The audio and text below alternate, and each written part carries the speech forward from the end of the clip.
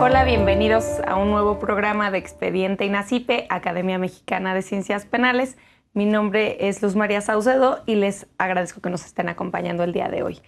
El día de hoy tocaremos un tema muy interesante y también pues podríamos decir que está en boga, que es la prevención social de las violencias y el delito. En realidad hablaremos del contenido de esta publicación, que es del Instituto Nacional de Ciencias Penales, y para hablar de esta publicación nos acompaña su autor, es el maestro Emilio Daniel Cunjama López.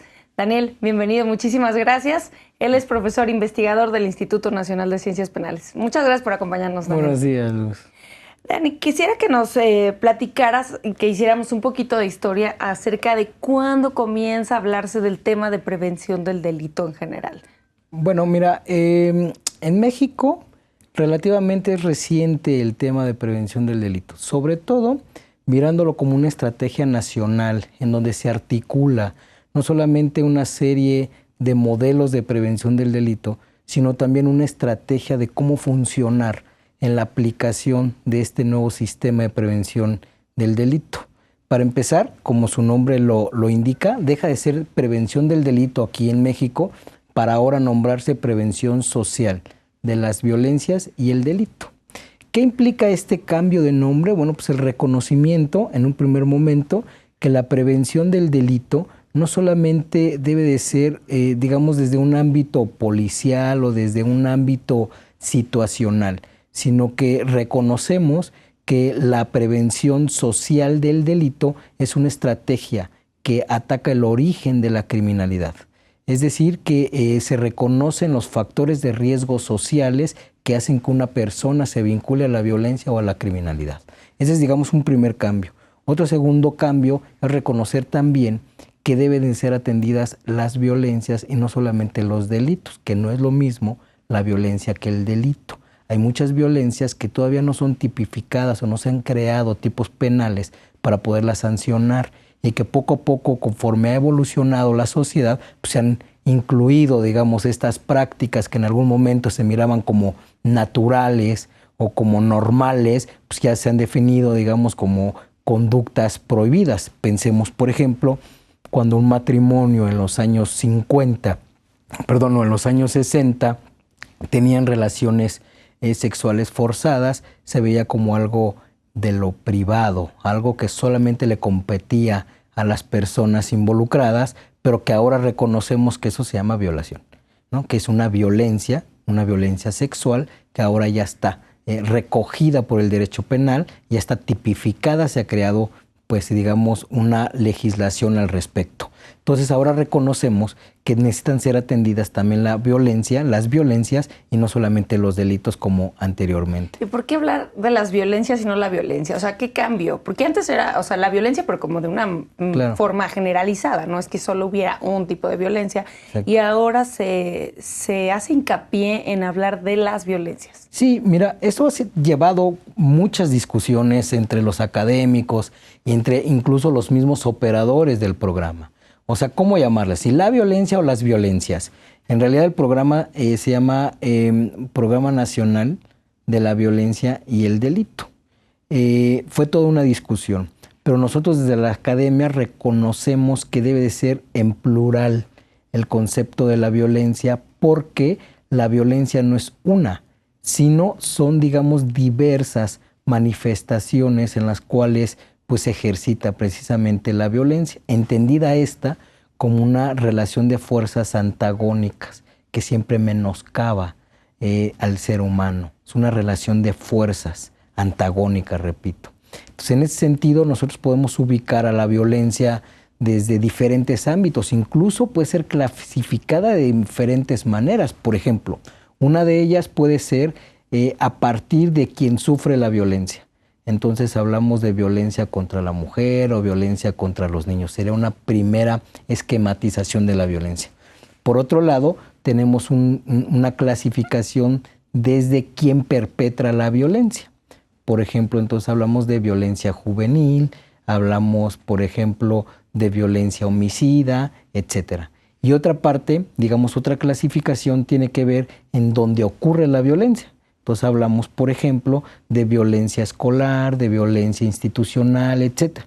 Son como diferentes formas de mirar el problema que engloban diferentes manifestaciones de la violencia. Por eso, recurrentemente, desde la academia, preferimos utilizar las violencias y no solamente la violencia. Dentro de tu libro, se toca el tema importante de la violencia y haces una diferencia que no sé si tenga que ver con lo que ya me mencionabas, de que no todas las violencias son delito, y haces referencia a la violencia subjetiva. ¿A qué se refiere a qué te refieres con la violencia subjetiva? Lo que pasa es que tradicionalmente nosotros hemos mirado a la violencia como algo material, es digamos como algo más físico.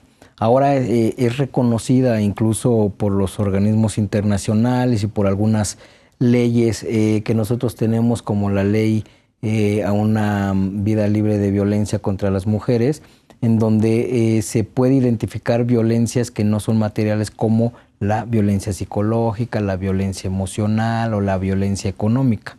Entonces aquí, digamos, es un primer escalón para poder mirar esa violencia subjetiva o también esa violencia simbólica.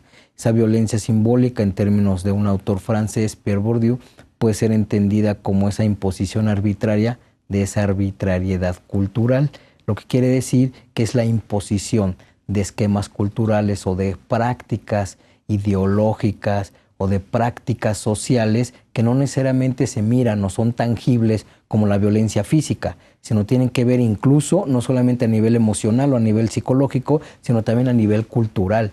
Y eso se mira mucho en la escuela, por ejemplo, ¿no?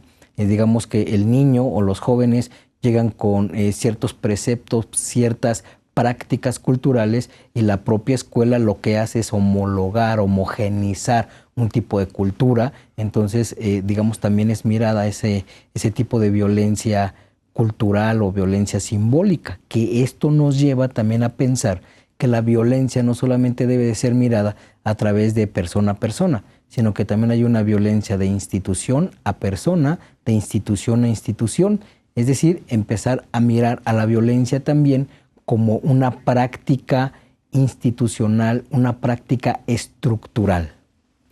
Daniel, estoy profundizando en el tema de la violencia, porque en tu primer capítulo pues nos hablas un poquito de cuáles son las razones por las que hay que prevenir y cuáles son el delito, ¿no?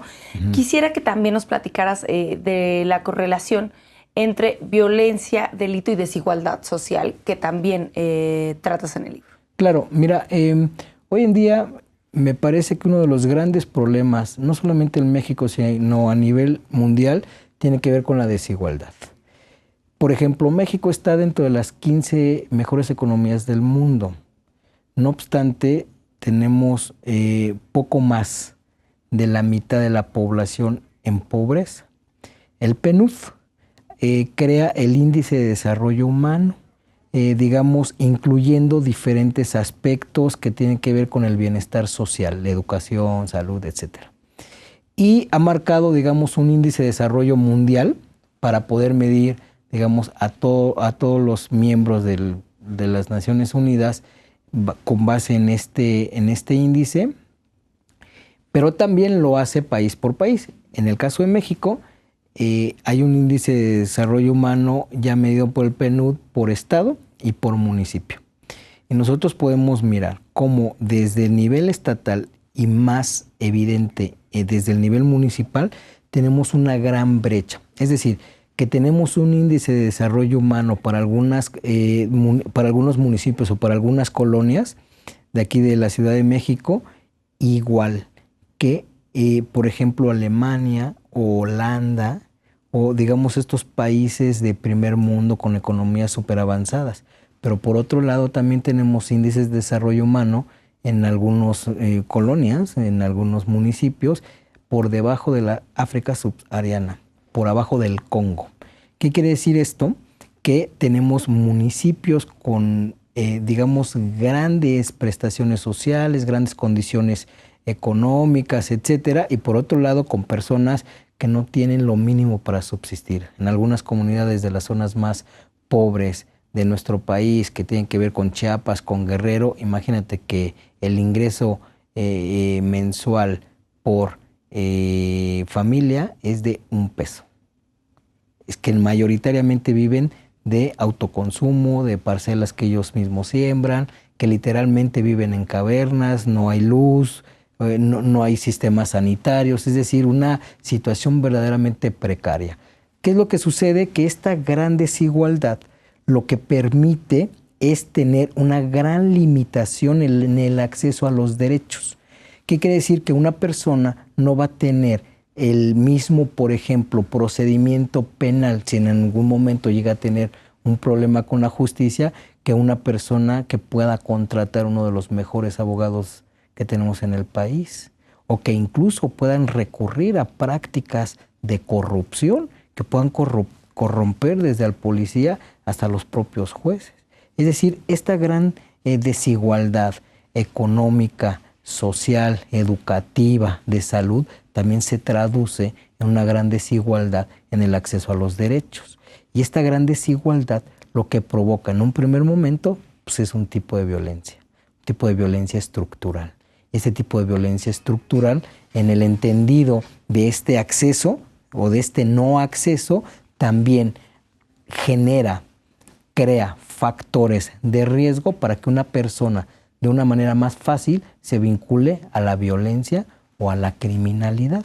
Pensemos, por ejemplo, en un joven que desde su familia ha vivido tradicionalmente elementos de violencia, con una precariedad en el aspecto educativo, de salud, en donde la familia, en lugar de protegerlo, lo golpea, lo discrimina, lo excluye, pues se encuentra, por ejemplo, en los grupos de amigos de la calle, del barrio, una protección, y este propio grupo se empieza a vincular también con robos, con protección de territorios, con una serie de prácticas que están precisamente exponiendo al joven a través de estos factores para que se vincule a la violencia o a la criminalidad. Sin embargo, esta correlación, por ejemplo, entre desigualdad social y pues aumento de la violencia o del delito no tiene nada que ver con que quienes delincan sean gente de escasos recursos o de una situación económica más baja. No. Hay que tener como mucho cuidado en esto. Pobreza, en primer momento, pobreza no es igual que desigualdad. En otro segundo plano, pobreza no puede ser igual a delito o a violencia, porque si no, pues imagínate, el 52% de la población pues estaría vinculado a la violencia o a la criminalidad, que es la población que está en pobreza. Sino más bien, lo que nosotros decimos y sostenemos es que la pobreza, la exclusión, la desigualdad, digamos, todas estas condiciones generan factores de riesgo que hacen que una persona sea como más probable que se vincule. No obstante, también, o sea, hay una criminalidad, como comúnmente se dice, de cuello blanco, una criminalidad institucionalizada, que incluso detrás de un escritorio puede estar generando un fraude que puede generar mucho más daño, o desde un curul puede estar generando, digamos, una ley de cierta forma que, digamos, deja desprotegida a la propia sociedad. Digamos que también tenemos una delincuencia de otro nivel, con otra posición, que permite generar una serie de, digamos, decisiones que afecta a la mayoría de las personas, a la mayoría de la población, ¿no? Daniel, tenemos que hacer una pausa, pero volvemos con este tema tan interesante. Sí. Al auditorio, continúen con nosotros. Estamos en Expediente INACIPE, Academia Mexicana de Ciencias Penales.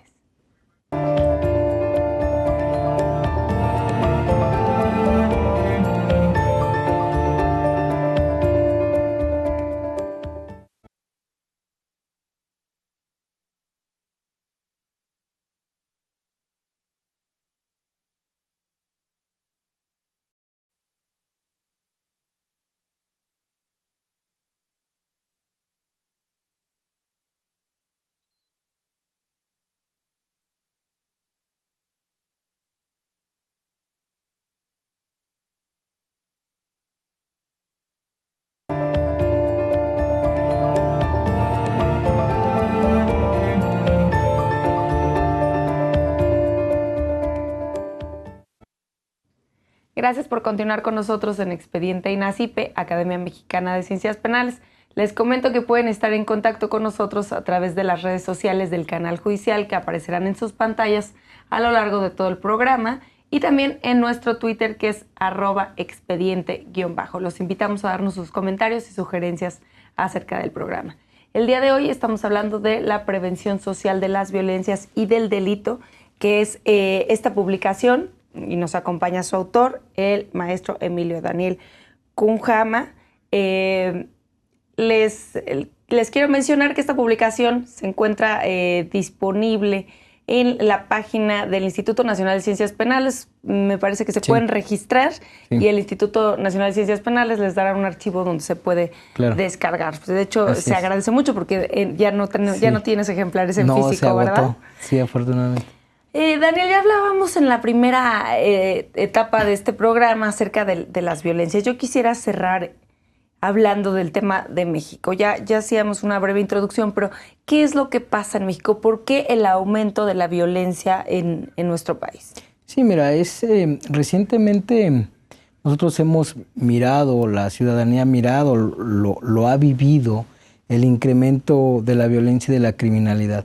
Principalmente se marca una fecha como muy emblemática cuando empieza a ascender, digamos, la cifra de los delitos llamados de alto impacto, que es a partir del 2006, del 2007. Lo que nosotros podemos observar, por ejemplo, en las estadísticas generales, que digamos la tendencia de los delitos totales cometidos, tanto del Foro Común como del Foro Federal, pues tiene una ligera alza en esta tendencia. ¿Por qué miramos eso? Porque el 80% aproximadamente de los delitos cometidos tienen que ver con delitos con daños a la propiedad, robo, etcétera, ¿no? De propiedad privada. Pero el otro 20% pues, está diversificado en muchos delitos. Dentro de esos delitos pues, están los llamados de alto impacto. Por ejemplo, el secuestro, el homicidio doloso, por ejemplo, violaciones. O sea, tienen que ver con tipos de delitos como muy definidos, pero que porcentualmente no impactan tanto al global de los delitos cometidos. Por eso solamente se ve una ligera. Esto, más una estrategia de comunicación que se llevó el sexenio anterior, en donde se exhibía a las personas con armas, con dinero, con la Policía Federal, que ya había sido detenido a las personas que habían cometido X o Y delito, principalmente relacionados con la delincuencia organizada, lo que generaba era una percepción en la ciudadanía de mucho mayor violencia. Entonces, cuando se medía la percepción, principalmente por las encuestas que hacía el INEGI o en su momento el propio ICESI, pues lo que miden es la percepción, pero la percepción del delito no es igual a lo que está ocurriendo. O sea, una cosa es el delito real y otra cosa es la percepción del delito. La percepción, como su nombre lo dice, es lo que la persona piensa, opina, siente sobre cómo está la violencia y la criminalidad en su barrio o en el país. ¿Y esto cómo influye, por ejemplo, también en la prevención, la percepción que tiene la ciudadanía? Pues es muy importante porque normalmente se identifican problemas que no son, digamos, los más importantes para la población.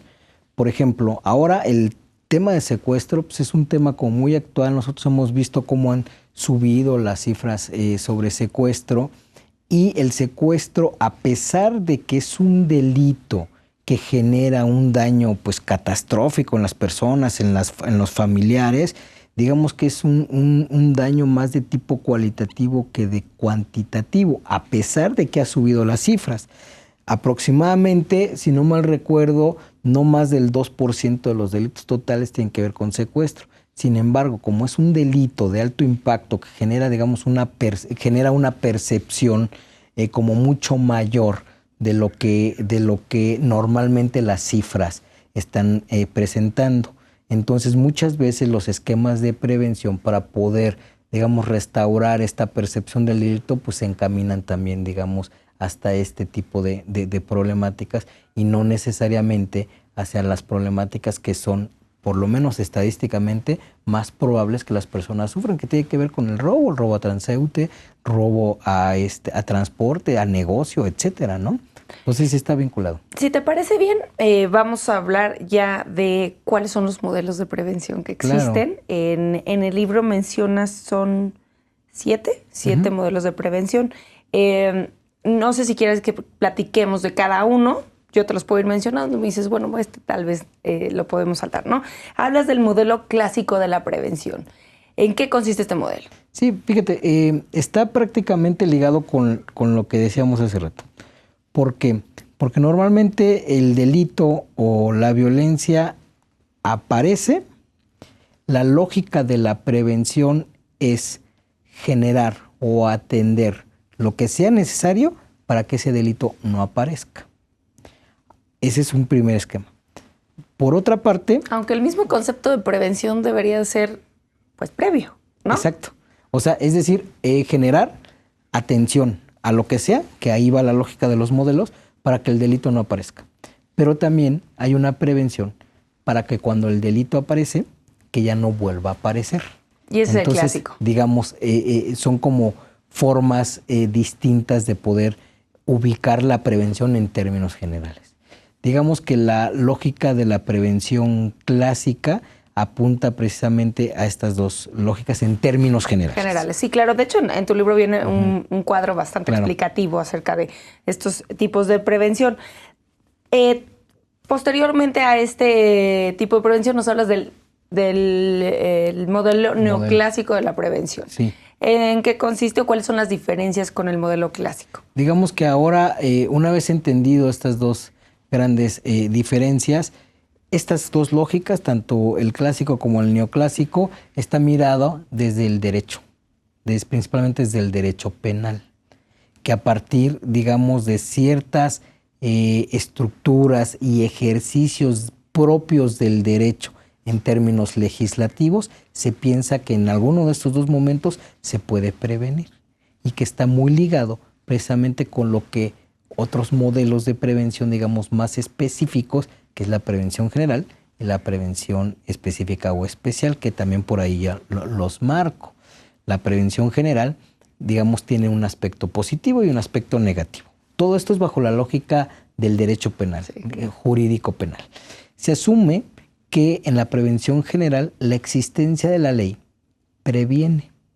Previene, por un lado, porque intimida a las personas para que no cometan delitos a través de la sanción y a través incluso de la ejecución de esa sanción. Entonces, digamos, una persona roba, es sancionada y se asume desde el derecho penal que la ejecución, digamos, del castigo, la prisión, por ejemplo, va a prevenir, o sea, va a hacer que a otras personas digan, como a fulanito le pasó, entonces ya no lo vamos a volver a hacer.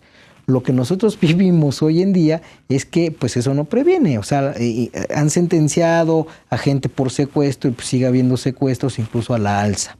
Por el otro lado, tiene un aspecto positivo porque se supone que previene y el negativo porque es por medio de la intimidación que se previene. Ahora, la prevención especial, que es, digamos, es otra lógica, asume que la persona que ha cometido un delito y que ya ha sido ejecutado el castigo, mientras que está siendo ejecutado el delito, ya no va a cometer otro delito. Es decir, como está ya en la cárcel, ya no va a poder cometer otro delito porque está neutralizado. Lo que sucede realmente es que desde la cárcel se cometen también delitos. Sí.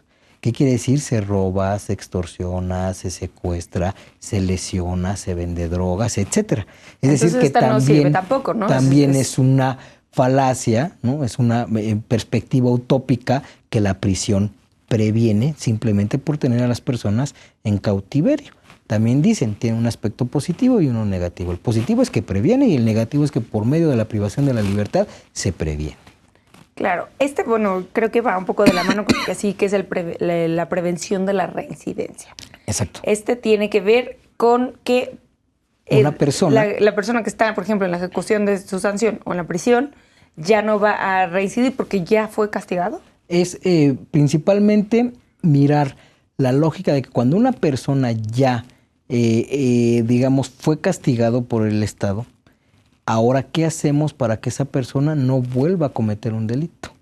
Y ahí es muy importante los esquemas de seguimiento de las personas que han sido encarceladas. ¿Qué hacemos con estas personas? No, la importancia de la reinserción, que es lo que el tema que tanto se ha tocado últimamente, sí, y que también sabemos que tiene muchas problemáticas. Anteriormente existía en México un padrón de reos liberados. Lo que hacía era darle seguimiento a estas personas que habían tenido problemas con la ley y se generaban como una especie de vinculación con el trabajo, con su familia. Terminó. Ahora no tenemos nada que pueda hacer, digamos, un seguimiento mucho más puntual de las personas que han sido encarceladas. Sobre todo porque ellos han sufrido también una especie de estigmatización por estar en prisión y por haber cometido X o Y delito. Lo que hace es que la sociedad no los reciba de una manera como pues más amable o que los vincule. ¿Sí existe algún registro? O sea, a lo mejor no como un padrón Sí, bueno, el sistema penitenciario tiene el registro de cuando los han egresado, incluso Pero no es público. No, lo puedes pedir por acceso a la información, pues. Pero, por ejemplo, hay algunas organizaciones de la sociedad civil como Reintegra que también, digamos, se dedica como a generar estos lazos o estas estructuras de contención hacia las personas que ya han salido y tratarlas como de vincular al ámbito laboral, principalmente a la familia. Imaginemos una persona que tiene 25 años en prisión y pues dejó de ver a su hijo a los 3 años, pues ahora que tiene 28, pues ya es otra persona. Si no llevan, digamos, un contacto permanente en las visitas y todo, pues llega a un núcleo familiar completamente distinto. La ciudad es distinto. Incluso hay algunos estudios en Estados Unidos y en Inglaterra de cuáles son los efectos que tiene, digamos, el encierro para las personas que han pasado mucho tiempo ahí. Por ejemplo, pierden ciertas habilidades muy de la vida cotidiana, como cruzar una calle, por ejemplo, ¿no? Algo tan cotidiano. Y si eso sucede, pues imagínate en cómo relacionarse con su familia y luego ahora la vinculación con el trabajo. Digamos que son una serie de procesos que son muy, muy complicados. La prevención de la reincidencia implicaría precisamente generar esquemas para darle seguimiento a las personas, para poder hacer una adecuada vinculación con los ámbitos laborales, los ámbitos familiares, para que se pueda, digamos, reestructurar. Tenemos un problema también de que por muy bien que pudieran funcionar las prisiones, o en el caso de los jóvenes, los consejos para menores, de alguna manera cuando salen ellos de ese encierro, pues llegan al núcleo que los llevó a ese encierro. Entonces lo que tratamos de hacer en este tipo de prevención de la reincidencia es como vincular a este joven o a estas personas que han estado en reclusorios en el ámbito laboral, en el ámbito familiar, para que podamos, digamos, obstaculizar que esta persona se vincula otra vez a la violencia y el delito. Me llega a la mente, para terminar, me llega a la mente, por ejemplo, una de las entrevistas que hice con uno de los muchachos que estaba en Quirós Cuarón, en el centro de Quirós Cuarón, se dedicaba al robo y aproximadamente ganaba entre 15,000 y 20,000 pesos semanales. Se lo gastaba en fiesta, en drogas, en comprarse ropa. Y yo le preguntaba, ¿qué harías o qué tendría que pasar para que tú regresaras a cometer este tipo de cosas? Y me responde, pues que no encuentre un empleo bien remunerado. Y yo le decía, bueno, ¿cómo es bien remunerado? Dice, bueno, yo sé que no voy a ganar 20,000 pesos semanales, pero con que gane 10, con eso está bien. O sea, 40,000 pesos a un chico de 17 años es imposible. Quisiera hacer como aquí un paréntesis porque más adelante voy a tocarlo para que lo expliquemos dentro de los modelos. Son las instituciones. Este modelo de, por ejemplo, de la reincidencia, ¿sigue estando dentro de los modelos que están dentro del derecho penal? No. Ya no. No. Justo esto va de la mano con las instituciones. Al final te voy a preguntar de estos modelos, ¿qué instituciones serían o quiénes serían los encargados de establecer, aplicar la prevención, ¿no? Pero vamos a seguir, a continuar. Justo quería hacer esa pregunta. De la reincidencia no está dentro de los modelos de prevención del derecho penal. Claro. La prevención situacional. Fíjate, la prevención situacional es un tipo de prevención que se utiliza mucho y es muy recurrente que se haga por las Secretarías de Seguridad Pública. Incluso los departamentos de prevención del delito también suelen utilizar este tipo de modelos de prevención. Para que nosotros ubiquemos un poco los modelos de prevención y encontremos un poco la lógica, nosotros debemos de entender que cada modelo de prevención del delito trae detrás una teoría o una lógica de cómo entender a la persona que comete un delito o que comete una violencia. La prevención situacional asume que las personas que cometen delitos y cometen algún tipo de violencia lo hacen a través de una lógica costo-beneficio. ¿Qué quiere decir esto? Que ellos van a mirar que lo que van a hacer les reditúe más que lo que ellos podrían pagar para que el ejercicio de esa conducta se pueda realizar. Por ejemplo, el riesgo que corren para cometer ese tipo de conducta. O, por ejemplo, que sean visibilizados y que puedan correr riesgo de ser detenidos o que puedan ser lesionados, etc. Entonces, la prevención situacional toma como punto de partida esta lógica y lo que hace es prevenir y obstaculizar las situaciones que hacen que una persona decida cometer un delito en cierta circunstancia. Por ejemplo, si nosotros llegamos y vamos a entrar a la casa, tenemos un portón automático, no tenemos un portón automático, entonces tenemos que bajar, abrir la puerta. Si nosotros dejamos la puerta abierta con las llaves en el carro, generamos una situación mucho más propicia para que una persona pueda robar el auto. O para que una persona, por ejemplo, en ciertas circunstancias pueda robar una casa habitación o pueda robar un negocio. ¿Qué implica esto? Por ejemplo, obscuridad, que esté abandonada, digamos, el lugar. La prevención situacional lo que haría sería obstaculizar, ¿no? A través de la persona que puede ser víctima, que puede ser vulnerable al delito, o también de ciertas áreas que le competen, digamos, a las instituciones de seguridad pública, como por ejemplo poner cámaras de vigilancia, claro. Como por ejemplo o el alumbrado público, que alumbrado público, o como por ejemplo implementar más operativos, más presencia policial, digamos una suerte de acciones o de actividades que hacen que le cueste más a la persona cometer un delito y que el beneficio sea menor. Y entonces en este tipo de prevención son varios actores, ¿no? Los que le podrían aplicar desde tú mismo, desde la persona que puede ser vulnerable. Puede ser el ciudadano, claro. El Estado, salud, bueno, claro. el seguridad pública puede ser, sí, el sector salud también. Bueno, hablemos antes de irnos a la pausa, porque ya casi nos vamos a tener que ir otra vez, es de la prevención comunitaria. Bueno, ahí se privilegia la participación de la comunidad para la prevención. De la comunidad estamos hablando... de los vecinos, de las personas que habitan un barrio principalmente. No de la sociedad organizada. No de la sociedad organizada, sí, sino una participación más activa de las personas que pueden sufrir algún tipo de violencia o algún tipo de delito.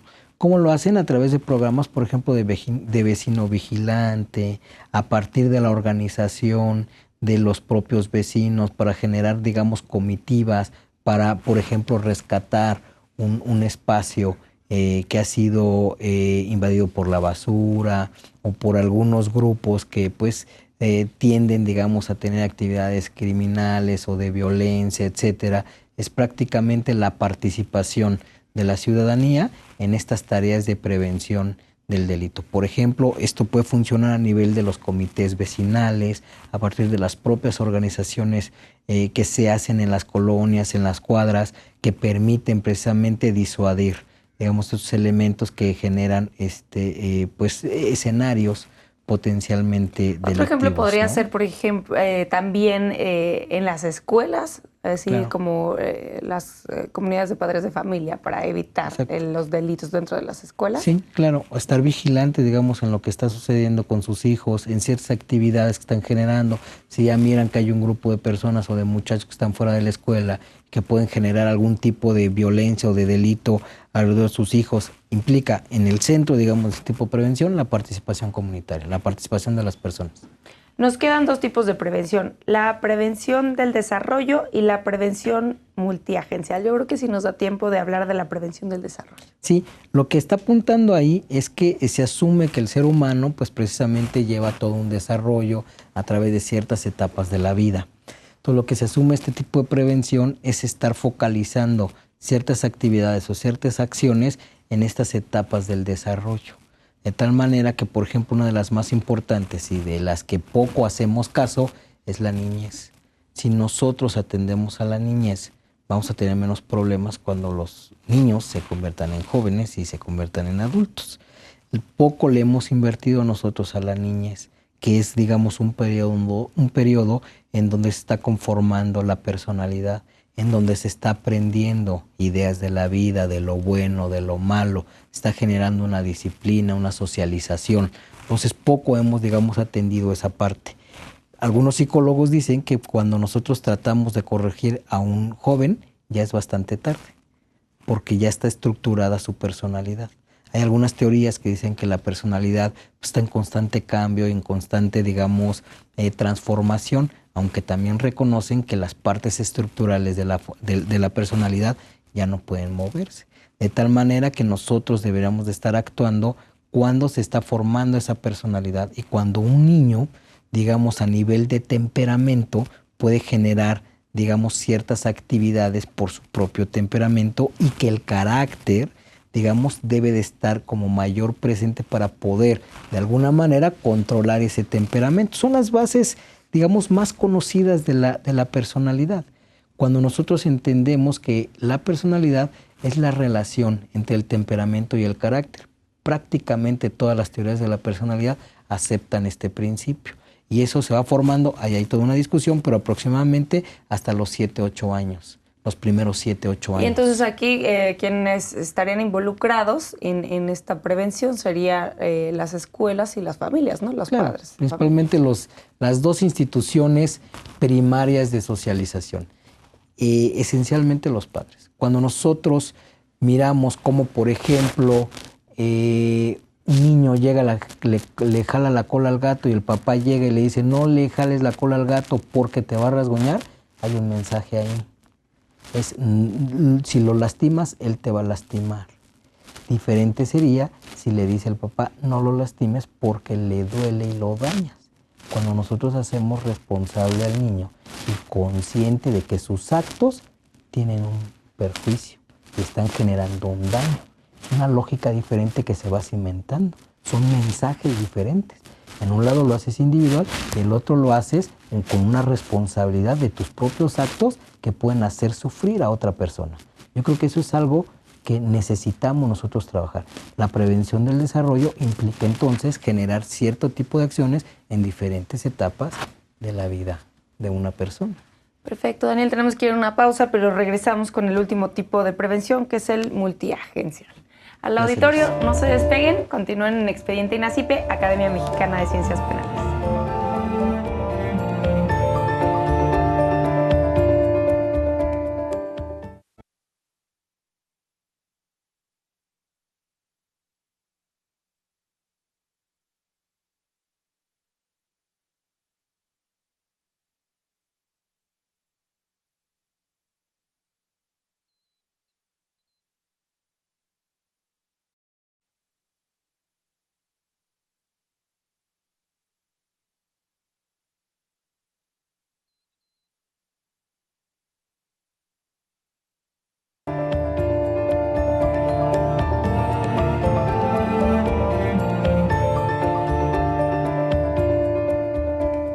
Gracias por continuar con nosotros en Expediente INACIPE, Academia Mexicana de Ciencias Penales. Los invito a seguirnos en nuestro Twitter, que es @expediente_. Queremos saber sus comentarios y sugerencias acerca del programa. Les recuerdo que el día de hoy estamos hablando de la prevención social de las violencias y el delito. Daniel, estamos hablando de los diferentes tipos de prevención que existe y nos quedaba uno por tocar, que es la prevención multiagencial. ¿En qué consiste este tipo de prevención? Bueno, este tipo de prevención trae como eje medular, medular, la participación de las diferentes instituciones y también la participación y la vinculación incluso de diferentes tipos de prevención. ¿Qué es lo que se hace bajo esta lógica? Es reconocer que el fenómeno de la criminalidad es mucho más complejo y que necesita ser abordado desde diferentes aristas y desde diferentes enfoques. Porque un enfoque monolítico es insuficiente para poder, digamos, atender algo tan complicado como son las violencias o como es el delito. Entonces esto va un poco de la mano con todas las preguntas que te estuve haciendo de las instituciones. Sí. Platícanos de cuál es la prevención que se debe de utilizar. Tú haces alguna propuesta en esta publicación. ¿Cómo es que se pueden evaluar los programas de prevención del delito? Podemos mencionar de algunos de los que hemos hablado. ¿Y cuál sería tu propuesta más funcional para una correcta prevención social del delito y de las violencias? Sí, mira, actualmente tenemos un programa nacional de prevención social de la violencia y el delito, como ya lo habíamos comentado en un principio. Este esquema, decíamos, rompe con dos partes importantes. Por un lado, reconoce que la prevención debe ser social y por otro lado, reconoce que no solamente hay que atender el delito, sino también la violencia, que es una parte muy importante. Pero también, digamos que este programa recogió todas las actividades y toda la forma, la lógica de funcionar de un programa que se llevó en el 2010 aproximadamente, que se llamó Todos Somos Juárez. ¿Qué implicaba, digamos, este programa? Implicaba la participación de las diferentes instituciones, de los diferentes órdenes de gobierno, incluyendo la participación de la sociedad civil organizada. ¿Qué es lo que hace este modelo ahora, este programa nacional? Romper también con una forma tradicional, monolítica, vertical, de hacer prevención. Por un lado, se asigna un presupuesto específico para ejercitar para ejercitar la prevención del delito. Por otro lado, también genera un esquema de operación diferente a través de la participación de 8 secretarías de Estado, algo nunca antes visto en nuestro país. Por un lado, por ejemplo, la Secretaría de Educación Pública, la Secretaría de Salud, la Secretaría del Trabajo, incluso hasta la Secretaría de Turismo, de Economía, etcétera, con la idea de generar un esquema interinstitucional en donde se comprometa cada una de las partes para poder ejercitar la prevención social. ¿Qué implica la prevención social? La atención a los factores de riesgo. O sea, una vez más detrás hay una lógica teórica de por qué la gente comete un delito. Y a partir de esta lógica, pues se actúa.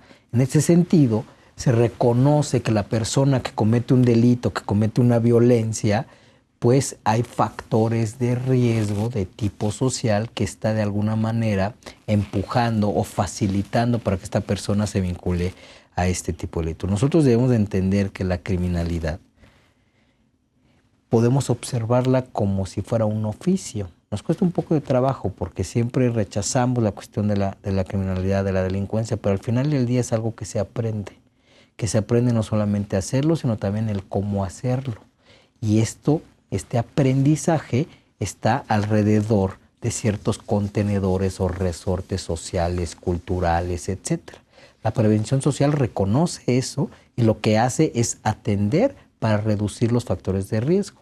Incluso el programa tiene como objetivo principal reducir los factores de riesgo, no la criminalidad, que como consecuencia nos daría la reducción de la criminalidad, pero también como nosotros reconocemos que para hacer este tipo de cambio social es, digamos, un aspecto como bastante complicado, pues es de tipo estructural, llevará por lo menos a digamos, resultados a mediano y a largo plazo, que incluso se ha juzgado, digamos, este programa, pues yo considero injustamente por no poder reportar resultados a corto plazo, aunque también hemos detectado grandes fallas del programa. Pero bueno, ahorita sí que ahondamos en esta parte.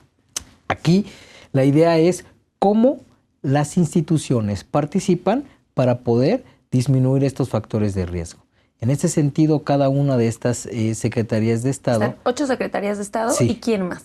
8 secretarías de Estado principalmente. ¿Qué es lo que hace? Es un programa federal que destina un presupuesto que se vincula con los estados para bajar ese presupuesto y a su vez los estados ministra ese presupuesto a los diferentes municipios que han sido seleccionados desde la estrategia nacional, que aproximadamente, si no mal recuerdo, son 57 municipios. Eso te iba a decir, tiene que ver algo con los 50 municipios y que también tienen mayor... incidencia que concentran Ellos tienen una fórmula y uh-huh. tienen así para poder seleccionar los municipios. Algunas organizaciones de la sociedad civil como México Evalúa han generado evaluaciones del programa y han detectado áreas de oportunidad. Una de esas áreas de oportunidad es precisamente la selección de los municipios, que por ejemplo se les hace extraño cómo algunos municipios de Quintana Roo tienen ese subsidio y no algunos otros de Tamaulipas, en donde la violencia es como mucho más cruenta. Entonces ponen, digamos, señalamientos para poder corregir este programa. Otro de los señalamientos importantes es de poder evaluar los resultados del programa. Y ahí viene una de las partes muy importantes. ¿Cómo se puede evaluar la prevención? Claro. Porque el delito siempre va a existir. Claro. ¿No? Y bueno, pues tenemos los registros de incidencia, ¿no? Exacto. Pero, ¿cómo evaluar un programa? Fíjate, es muy importante. En México, tradicionalmente, no tenemos una cultura de la evaluación. Siempre asociamos la evaluación con castigo y no con mejora. Entonces, la evaluación siempre debe estar fijada en la mejora, no en el castigo. Ese es un primer punto. Al final del día, este programa es una política pública. Entonces debe de ser evaluado como una política pública, en las cuales hay muchas metodologías. Una de las grandes metodologías utilizadas en México y en Latinoamérica, pues es la metodología del marco lógico para poder evaluar estos programas. ¿Qué es lo que sucede? Que lo que nosotros en un primer momento deberíamos de estar evaluando son los resultados que ha tenido los programas en específico. El programa nacional tiene un objetivo general y a partir de ese objetivo general tiene estrategias.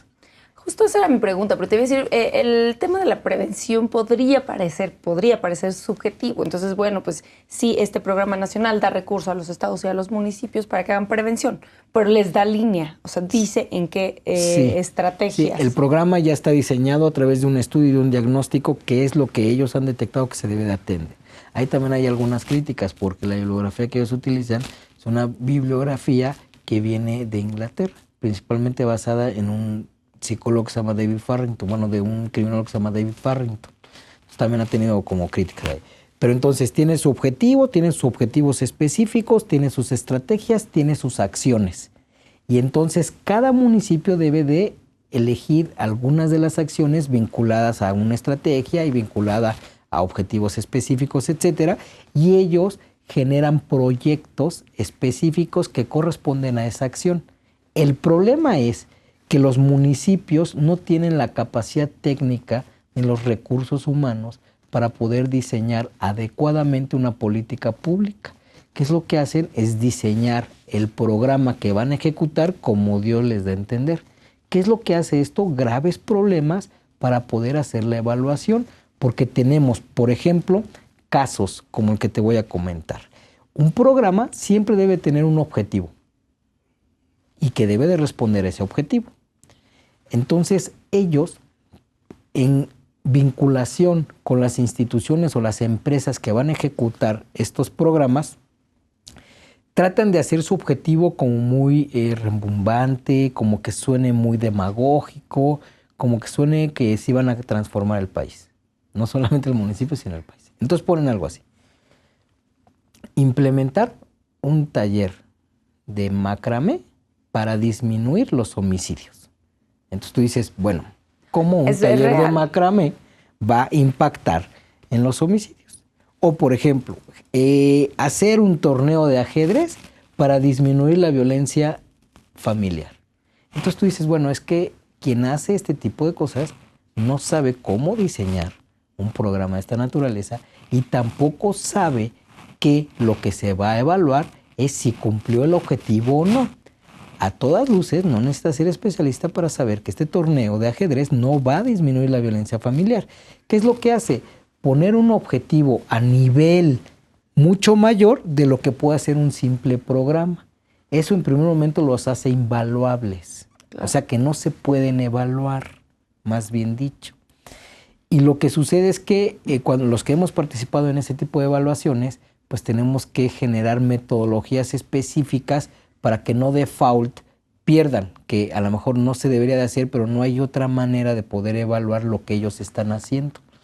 Y evaluarlo no solamente a través de indicadores de gestión, que el indicador de gestión no te dice absolutamente nada. ¿Por qué? Te dice, hicimos 400 talleres y tuvimos 34,320 beneficiarios. ¿Y eso quiere decir que funcionó? No te dice, ¿no? ¿O qué quiere decir? O sea, ¿eso tuvo un impacto en la comunidad? ¿Es decir, otro tipo de evaluación? Pues la verdad es que no nos dice absolutamente nada. Nos dicen lo que hicieron. Lo que a nosotros nos interesa saber es qué resultado se obtuvo con la implementación de ese programa. Lo que ha sucedido, uno de los grandes problemas que ha tenido este programa es haber, digamos, anclado sus grandes prácticas en dos grandes vertientes. Talleres, ¿no? Pláticas, ¿no? Y eventos de tipo ferias, de tipo culturales. ¿Qué es lo que sucede? Nosotros hemos apuntado siempre que la cultura, el deporte, la salud son elementos importantes para poder disminuir estos factores de riesgo.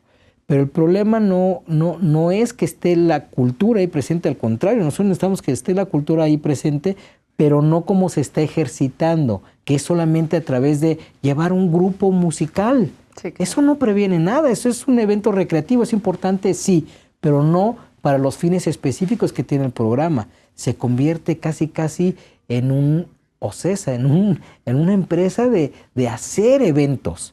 Entonces, eso no necesariamente está impactando en lo que nosotros necesitamos estar accionando, resolviendo. Eso ha sido de las grandes áreas de oportunidad que se han mirado del programa. Yo quisiera que ya nos fuéramos a cuáles son tus conclusiones y tus sugerencias, porque nos queda solamente un minuto y no quisiera que nos fuéramos del programa sin que nos dieras cuáles son tus... Bueno, mira, la prevención del delito en México, pues digamos, está en crecimiento, está madurando.